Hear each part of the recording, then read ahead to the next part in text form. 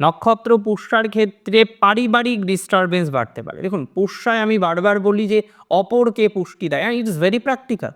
বিগত দিনে আমি একজনের সাথে আলোচনা করলাম, তার বয়স প্রায় 58 বছর, তারও সেই একই ধরনের ভাইবস।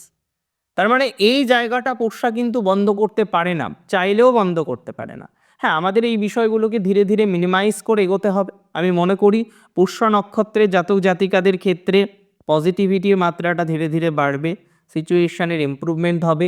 পুষ্যার কিন্তু কর্মজীবনে জায়গাটা ভালো, অর্থনৈতিক বিষয় নিয়ে কোনো চিন্তা নেই, আর্থিক ক্রাঞ্চ অনেকটাই কমতে পারে, আর্থিক ক্ষেত্রে কিছুটা পজিটিভিটির মাত্রা বৃদ্ধিপ্রাপ্ত হওয়ার সংযোগ এবং সম্ভাবনা দেখতে পাচ্ছি।